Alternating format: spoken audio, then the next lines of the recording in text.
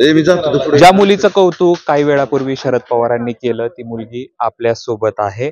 ताई तू कुठली गाव? मी माळेगावची आहे. माळेगावची. तुझं नाव सांग एकदा. अल्फिया जावेद तांबोळी. काय करतेस तू? मी माझं BE कम्प्लीट केलं artificial intelligence and data science मध्ये. त्यानंतर एक रिसर्च इंटर्नशिप केली जी की बिट्स पिलानीने ऑर्गनाईज केली होती. त्याच्यानंतर आत्तापर्यंत म्हणजे सप्टेंबर पासून ते आत्तापर्यंत कॅपजेमिनी मध्ये काम करते आणि आता ऑगस्ट मध्ये मी पुढचं एज्युकेशनसाठी अमेरिकेला चालली आहे in data science and analytics university of Missouri Columbia. AI मध्ये करिअर करावं असं का वाटलं? खरं तर AI ही खर्चिक बाब आहे असं लोकांना आजही वाटतं. खर्चिक बाब म्हणण्यापेक्षा ते खूप इंटरेस्टिंग आहे असं मी म्हणेल. खर्च तर आपण कुठेही गेलो तरी करतोच. मग एखाद्या चांगल्या गोष्टीत इन्व्हेस्ट केलं तर मग चांगलंच होणार आहे आपलं. आणि मी जेव्हा AI बद्दल ऐकलं होतं मला ते खूप फॅसिनेटिंग वाटलं होतं आणि मी खूप क्युरियस होते. म्हणजे सगळ्यात अगोदर ते 12th नंतर कॉल करतात ना लोक की आमच्याकडे ही ब्रांच आहे तुम्ही आमच्या इकडे या, ही ब्रांच आहे आमच्या इकडे या. मग तेव्हा एका कॉलेजचा कॉल आला होता जे की DY पाटील होतं. मग ते बोलले आमच्या इकडे नवीन ब्रांच आहे आर्टिफिशियल इंटेलिजन्स. मग तेव्हा मी लगेच घरच्यांना सांगितलं की ह्याच ब्रांचला घ्यायचंय. का घ्यायचं होतं तर आर्टिफिशियल इंटेलिजन्स हे नावातच खूप युनिकनेस आहे त्याचा आणि हे खूप क्युरियस वाटलं की त्याच्यामध्ये एक्झॅक्टली काय असेल. तर मग तेव्हा मी डिसाईड केलं की मला AI शिकायचं. नंतर मला समजलं की आपल्या VP मध्ये हा कोर्स आहे. तर मग जवळच आहे तर मग मी AI मध्ये VP चूज केलं होतं. तू आधीचं शिक्षण तुझं प्राथमिक शिक्षण कुठं झालं? का असं समजलं जातं की आजही म्हणजे ही एक नवीन ब्रांच आहे AI ची आता काही वर्षापूर्वीपासून चर्चेत गेली. हे फक्त शिक्षण शहरातच मिळतं असं काय आहे का? नाही आपलं बारामती आहे ना एवढं मोठं म्हणजे पुण्यासारखी सिटी नाहीये but well developed city I would say. तर मग अशा ठिकाणी पण आपल्याला शिक्षण मिळतंय AI मध्ये. तुझं प्राथमिक शिक्षण कुठं झालं? शारदानगर मध्ये. पहिल्यापासून ते 10वी पर्यंत 12वी पर्यंत इथं शारदानगर मध्ये झालं आणि इंजिनिअरिंग पण आपल्या VP कॉलेज मधून. शरद पवारांनी कौतुक केलं तुझं. काय नेमकी भावना असते काही वेळेस एखादा मोठा नेता आपला कौतुक करतो आणि ते कौतुक का केलं? याच्या आधी तुला मदत कुठल्या प्रकारची केली होती का शरद पवारांनी?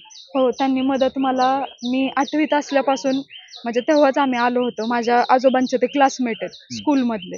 तर आजोबांचे क्लासमेट असल्यामुळे एक चांगला आमचा संबंध होते त्यांच्यासोबत.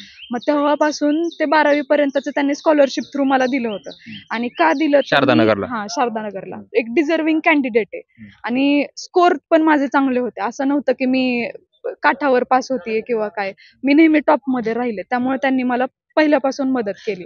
आणि नंतर VP कॉलेजमध्ये ते दादाच्या अंडर येतं पण तेव्हा मला मग त्यांनी सांगितलं की तू दादांना अर्ज कर. आणि तेव्हा पण 12th स्कोर माझा चांगला होता. मी टॉप 3 मध्ये होते जेव्हा ऍडमिशन घेतलं AI मध्ये. तर टॉप 3 मध्ये होते. TFWS ने ऍडमिशन झालं. तर तेव्हा पण मला दादांनी मदत केली. आणि आता मी अमेरिकेला चालली आहे तर पहिल्या सेमिस्टरसाठी मी मदत मागितली होती. तर त्यातली मला म्हणजे माझी पहिल्या सेमिस्टरची 13 लाख रुपये फीज आहे. त्यातली 10 लाख रुपयाची मदत साहेबांनी केली आहे. म्हणजे ही खूप मोठी रक्कम आहे. घरची परिस्थिती काय? घरचं बॅकग्राऊंड कशा पद्धतीचं काय सांगशील? माझे पप्पा रोजंदारी करतात आणि आई शिवणकाम आणि पार्लर आहे. आणि एक भाऊ आहे आणि एक बहीण आहे. आर्टिफिशियल इंटेलिजन्स मध्ये तू अमेरिकेला चालली पुढचं शिक्षण काय करायचंय तुला नेमकं? कशात करिअर करायचंय? मी सध्या तर मास्टर्स करेल डेटा सायन्स अँड अनालिटिक्स. आणि जेव्हा सेकंड सेमिस्टर स्टार्ट होईल एक प्रोफेसर जे आहेत इंडियन प्रोफेसर्स खूप आहेत तिथं त्यांच्या अंडर मला रिसर्च करायचंय. म्हणजे माझा लॉंग टर्म गोल हा आहे की रिसर्च मध्ये जायचंय.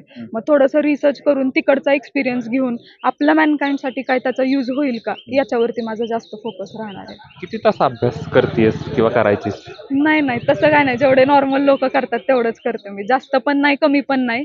पण ग्रास्पिंग पॉवर चांगली असल्यामुळे स्कोर झाला माझा. तासात मध्ये सांग. नॉर्मल लोक किती तास अभ्यास करतात? काही लोक करतही नाहीत अभ्यास. थोडं वाचलं की त्यांच्या लक्षात राहतं. साधारणतः तासाच्या अंतरात काय सांग? मी 12वी पर्यंत करायचे म्हणजे 7 ते 8 तास करायचे. पण नॉर्मल अभ्यास. पण इंजिनिअरिंगला गेल्यानंतर जे आपले 15-20 दिवस अगोदर जो करतो कारण सबमिशन वगैरे खूप असायचं. मग लेक्चर्स मध्ये जेवढं शिकवतील तेवढ्या नोट्स काढायच्या आणि 15-20 दिवस अगोदर पूर्ण दिवसभर मग अभ्यास करायचे एक्झामच्या अगोदर. तुला खूप खूप शुभेच्छा. तर ही माळेगाव सारख्या ठिकाणी वाढलेली मुलगी शिक्षण जे आहे ते संपूर्ण बारामतीत झालं. इच्छा आणि जर आपलं टॅलेंट असेल तर आपण कुठपर्यंत जाऊ शकतो याचं उत्तम उदाहरण आहे. कॅमेरा पर्सन जीवनसह जयदीप भगत, ABP माझा, बारामती. ABP माझा, उघडा डोळे बघा नीट.